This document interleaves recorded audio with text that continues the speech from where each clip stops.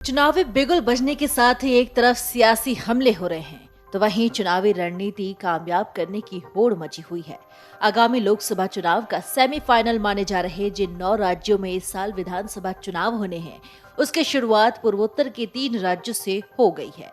त्रिपुरा, मेघालय और नागालैंड में इस महीने विधानसभा के चुनाव होने वाले हैं। मेघालय में इसी महीने विधानसभा चुनाव है और चुनाव को देखते हुए सभी पार्टियों ने तैयारियां तेज कर दी हैं।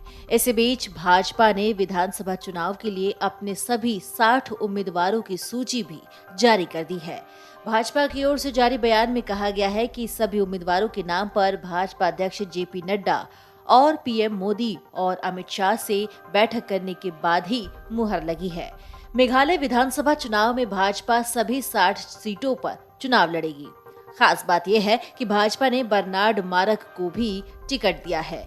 भाजपा ने मेघालय विधानसभा चुनाव के लिए आज अपने उम्मीदवारों की सूची जारी कर दी है। भाजपा इस चुनाव में अकेले जाएगी और सभी 60 सीटों पर चुनाव लड़ेगी। मेघालय भाजपा प्रमुख अर्नेस्ट मावरी पश्चिम शिलांग सीट से चुनाव लड़ेंगे। सीएम कोनराड संगमा के खिलाफ बीजेपी ने बर्नार्ड मारक को मैदान में उतारा है।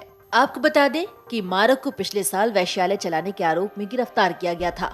फिलहाल मारक जमानत पर बाहर है। भाजपा ने सिटिंग विधायकों में एएल हेक, सनबोर सुलाई को फिर से टिकट दिया है।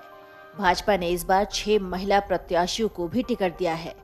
कांग्रेस से कोट विधायक हिमा हिमालया शंगपलियांग को भी भाजपा ने टिकट दिया है।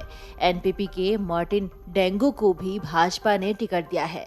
भाजपा के अनुसार पीएम मोदी जल्द ही मेघालय का दौरा करेंगे और कई चुनावी रैलियों को संबोधित करेंगे। पीएम 11 फरवरी को राज्य का दौरा कर सकते हैं। भाजपा मेघालय में अपना दायरा बढ़ाने के लिए पूरा जोर लगा रही है। फिलहाल भाजपा की मेघालय में केवल 2 सीटें हैं। मेघालय में चुनावी बिगुल बजने के साथ ही एक तरफ सियासी हमले भी हो रहे हैं और चुनावी रणनीति कामयाब करने के लिए होड़ भी मची हुई है। आने वाले 2024 में होने वाले लोकसभा चुनाव से पहले इन विधानसभा चुनावों को सेमीफाइनल की तरह देखा जा रहा है। इस साल 2023 में 9 राज्यों में विधानसभा चुनाव होने हैं और संभव हुआ तो जम्मू कश्मीर में भी चुनाव हो सकता है। मेघालय में तस्वीर कुछ अलग है क्योंकि मुख्यमंत्री कोनार्ड संगमा की अगुवाई वाली नेशनल पीपुल्स पार्टी एनपीपी और बीजेपी में कुछ दरार पड़ सकती है।